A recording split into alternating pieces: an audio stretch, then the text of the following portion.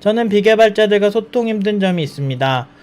이것도 못하는 개발자로 판단되는데 요소가 되는지, 객관적으로 잘하고 못하는 개발자를 판단하는 기준이 있을까요?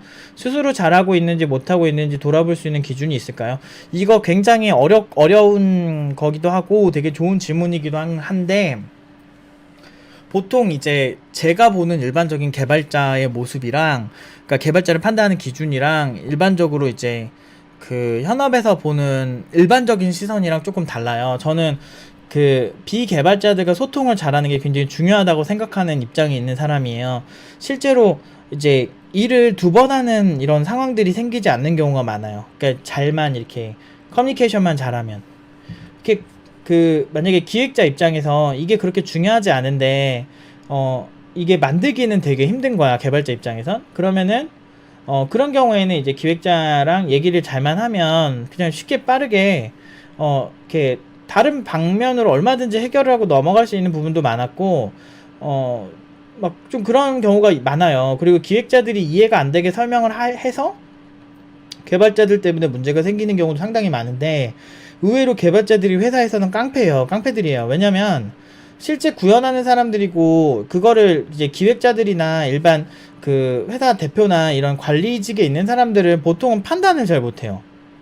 그러니까 최종 판단밖에 못하는 거지. 언제까지 만들기로 했는데 제품이 안 나왔어. 그러면 중간중간 기술적으로 설명을 잘 해줘야 돼요. 그 사람들이 오해가 안 생기게.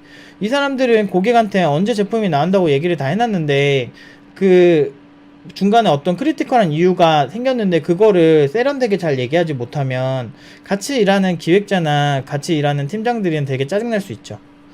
그래서 저는 이거를 되게 잘했었어요. 잘해서가지고 되게 좋아했어요. 프리랜서 시절에도 이걸 잘해서, 저는 프리랜서로 들어갔다가 전 스카우트 제의를 정말 많이 받아봤어요. 그러니까 프리랜서로 그냥 일해주고 그냥 끝나는 그런 거였는데, 너무 좋아하셔가지고 실제로 좀 이렇게 엄청 이렇게 사랑을 많이 받았던 기억이 나요. 이렇게 커뮤니케이션을 잘해가지고 오해가 많이 없게 만들어 놓고 그랬거든요. 설명도 잘했었고. 근데 진짜 중요해요. 그리고 개발자를 보는 판단 기준은 커뮤니케이션만 하면 안 되죠. 저는 그렇게 생각해요. 지금 현 상황의 최적의 판단은 무엇인가를 재단하는 능력이 되게 중요하다고 생각하거든요.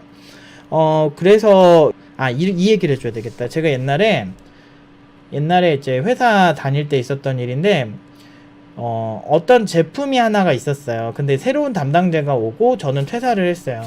퇴사를 하고 이렇게 지나가는데, 보통 이 제품이 안드로이드 하나, iOS 하나 두 개가 있는 그런 제품이었는데, 이 사람이 원래 개발자 출신이 iOS 출신인 거예요. iOS 개발자였던 거예요. 그 안드로이드는 자기가 잘 못하잖아요. 그런데 이거 두 개의 소스가 기존의 회사에서 몇 년 동안 이제 제품이 판매된 소스가 있기 때문에 이 소스를 유지보수를 해야 될 거 아니에요. 그런데 이 사람이 되게 커뮤니케이션도 안 되고 좀 약간 외골수라고 하죠. 그게 되게 심한 사람이었는데, 자기 iOS 제품은 자기가 그러니까 이해가 잘 안 된다고. 이것도 문제가 있는 거예요. 기존 소스를 분석하는 능력도 딸린 거지. 제가 예전에도 말씀드렸지만 소스 분석 능력도 굉장히 중요한 능력이라고 했죠. 그래서 분석이 잘 안 되니까 이거를 비슷하게 iOS를 똑같이 짜버렸어요. 그리고 안드로이드는 그냥 내비두는 거야.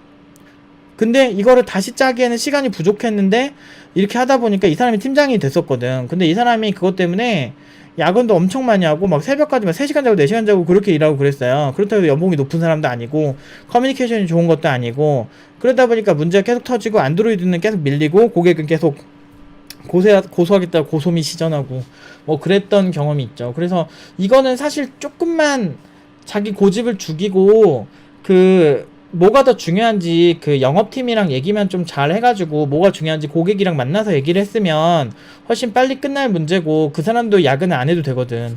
그러니까 멍청한 애들은 몸이 고생이야. 그러니까 멍청한 애가, 있잖아. 옛날에 이경규가 그 얘기했잖아. 이제 무식한 사람이 신념을 가지면 무섭다고. 근데 개발자들 중에서도 그런 사람들 많아요. 이거는 내가 생각하기엔 더 최적의 알고리즘이 있어, 이렇게 짜는 게, 그 신념은 멋있지. 근데 중요한 건 지금 시점엔 시간이 없는 상태에서 그렇게 하는 거는 민폐죠. 근데 그런 개발자들이 많거든요. 본인이 그런 개발자인지 아닌지에 대해서 한번 생각을 해볼 필요가 있어요. 그러니까 내가 고집 부리는 포인트나 이런 부분에서 뭐 잘못된 게 있지 않을까. 그리고 저는 그렇게 생각해요. 우리는 전문가고 다른 사람들은 이 기술의 전문가가 아니기 때문에 전문가는 이거를 그 사람들과 소통을 하면서 개발을 해야 될 필요성이 있어요. 그게 싫으면 회사 나와서 혼자 개발하세요. 혼자 개발하세요. 프리랜서도 추천하고 싶지 않아요. 왜 그러냐면 프리랜서도 사실은 고객들이랑 소통을 많이 해야 돼요. 우린 전문가니까. 그러니까 전문가들은 그런 소통이 되게 중요하다는 거를 많이 몰라요. 왜냐면 나한테 돈을 주는 사람들은 비전문가의 확률이 높거든요. 그리고 제가 이제 저희 이제 뭐 강사들도 그렇고 같이 개발하는 친구들을 이렇게 보면서 느끼는 거지만 아무리 제가 개발의 전문가라고 해도 실제로 내가 그 소스를 다 짜고 한 그런 상황이 아니면 완벽하게 다 알기는 좀 힘들어요. 소스 분석을 해도 이게 대략적으로 쭉쭉쭉 보기 때문에 딱 눈에 보이는 것만 보통 소스를 찝어내거든요. 그러니까 그런 케이스밖에 거의 없어요. 그러다 보니까 이제 실제로 작업을 하지 않는 이상은 좀 디테일을 볼 때 좀 떨어지는 경우가 있는데 그런 경우에도 사실은 소통을 좀 하면은 좀 더 빨리 파악을 해서 문제를 좀 해결할 수 있거든요. 그래서 이제 전문가도 좀 그걸 그 문제점을 발견해내기가 힘든 게 일반적인데 일반인들은 오죽하겠어요. 그러니까 그거를 우리가 감안을 해서 좀 개발을 하는 게 훨씬 세련되고 똑똑한 거죠. 그러니까 팀노바에서도 커뮤니케이션 되게 중요하다고 강조를 하는 거예요. 주석도 잘 쓰라고 하는 게 괜히 그런 게 아니에요. 내가 고생 안 하거든. 그러니까 제가 아까 말씀드린 그 사람은 그렇게 해가지고 본인은 야근 계속하고 일정은 계속 밀리고 성과도 안 쫓고 이렇게 악순환의 삼고리에 걸려서 그냥 어디서 욕만 처먹고 계속 그렇게 사는 것 같더라고요.